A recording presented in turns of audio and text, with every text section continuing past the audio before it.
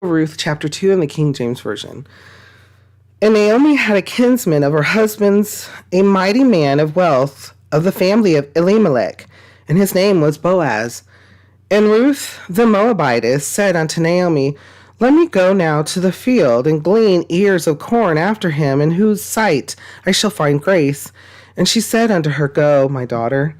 And she went and came and gleaned in the field after the reapers, and her hap was to light on a part of the field belonging unto Boaz, who was of the kindred of Elimelech. And behold, Boaz came from Bethlehem and said unto the reapers, The Lord be with you. And they answered him, The Lord bless thee. Oh, isn't that nice? Isn't that? Continuing on. Then said Boaz unto his servant, that was set over the reapers. I'm going to read this verse 5 again. Then said Boaz unto his servant that was set over the reapers, Whose damsel is this? And the servant that was set over the reapers answered and said, It is the Moabitish damsel that came back with Naomi out of the country of Moab.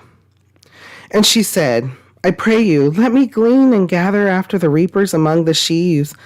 So she came, and hath continued even from the morning until now, that she tarried a little in the house. Then said Boaz unto Ruth, Hearest thou not, my daughter? Go not to glean in another field, neither go from hence, but abide here fast by my maidens.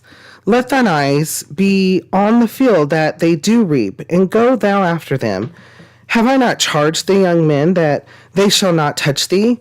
And when thou art athirst, go unto the vessels and drink of that which the young men have drawn.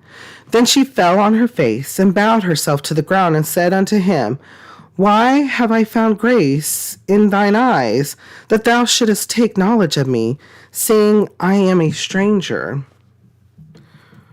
And Boaz answered and said unto her, It hath fully been shewed me all that thou hast done unto thy mother-in-law since the death of thine husband, and how thou hast left thy father and thy mother in the land of thy nativity, and art come unto a people which thou knowest not heretofore. The Lord recompense thy work, and a full reward be given thee of the Lord God of Israel, under whose wings thou art come to trust. Then she said, Let me find favor in thy sight, my Lord, for that thou hast comforted me, and for that thou hast spoken friendly unto thine handmaid, though I be not like unto one of thine handmaidens. And Boaz said unto her, At mealtime come thou hither, and eat of the bread, and dip thy morsel in the vinegar. And she sat beside the reapers, and he reached her parched corn, and she did eat, and was sufficed, and left. And when she was risen up to glean, Boaz commanded his young men, saying, Let her glean even among the sheaves, and reproach her not. And let fall also some of the handfuls of purpose for her, and leave them, that she may glean them, and rebuke her not. So she gleaned in the field until even, and beat out that she had gleaned, and it was about an ephah of barley. And she took it up, and went into the city. And her mother-in-law saw what she had gleaned, and she brought forth and gave to her that she had reserved after she was sufficed.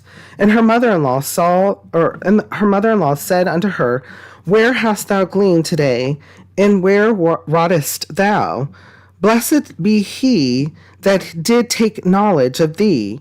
And she shewed her mother-in-law with whom she had wrought, and said, The man named with whom I wrought today is Boaz. And Naomi said unto her daughter-in-law, Blessed be he of the Lord, who hath not left off his kindness to the living and to the dead. And Naomi said unto her, The man is near kin unto us, one of our next kinsmen. And Ruth the Moabitess said, He said unto me also, Thou shalt keep fast by my young men until they have ended all my harvest. And Naomi said unto Ruth her daughter-in-law, It is good, my daughter, that thou go out with his maidens, that they meet thee not in any other field. So she kept fast by the maidens of Boaz to glean unto the end of barley harvest and of wheat harvest, and dwelt with her mother-in-law. Okay, so there was a lot here, sermon upon sermon. Listen to this, though, in verse 4. Beautiful. And behold, Boaz came from Bethlehem and said unto the reapers, The Lord be with you. And they answered him, The Lord bless thee. Bringing past to present immediately. Today's society. And different cultures and different areas of life and different areas of the world. Gestures of kindness.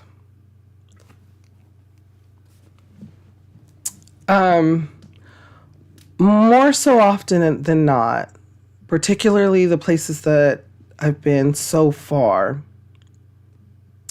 it's still kind to recognize a person.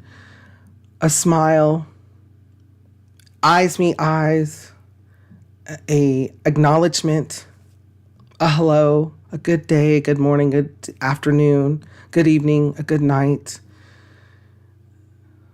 whatever language that may be. Aloha, hola. There's all kinds of languages out there, konnichiwa, you name it. There's all kinds of languages out there. And being able to communicate, whether it's through speech or even a gesture, is so important. I know through school, stranger danger, don't talk to strangers. But we twist it. We twist the fact of human acknowledgement by being aware as well. Remember, if a smile, an acknowledgement, a smile can change someone's entire day. Think about that. And how when we live in fear, when we live in selfishness and inconceitedness, we don't want to recognize anybody, particularly when we're mad and angry. So when those times where we just walk through a crowd or we walk past a person, zero acknowledgement, we have headphones in or not, just zero acknowledgement. We're justifying ourselves in our own ignorance, in our own anger, in our own hurt, in our own pain, in our own suffering, rather than, even if you were to look at someone in sorrow, understanding that there may be a reaction back of comfort. Or you may receive that action and fail to realize that time and time again, we ignore even the little things that the Lord passes by. And those aren't little things. Remember, when it comes to the Lord especially, there is no little things. The Lord knows how to come to us, though. The Lord comes to us even in a whisper. What prophet did he do that to? Put that in the comments or put that in your journal as we read through the NIV version.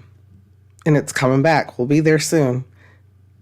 But thinking about the impact of that. I'm going to read this again one more time. And behold, Boaz came from Bethlehem and said unto the reapers, The Lord be with you. And they answered him, The Lord bless thee.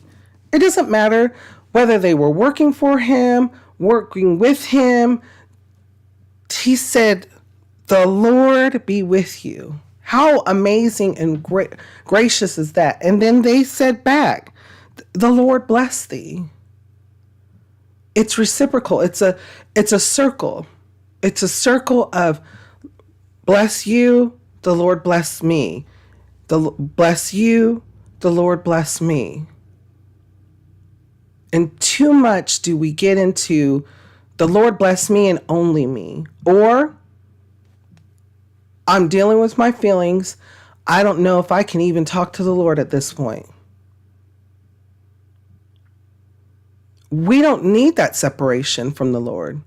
The Lord is always here, and the Lord is good, just, and righteous. He is love. He hears you, he sees you, he understands, and he cares. Before we go on to the next point, what kind of thoughts or feelings come to your mind when we read over this? How does it make you feel and what does it make you think?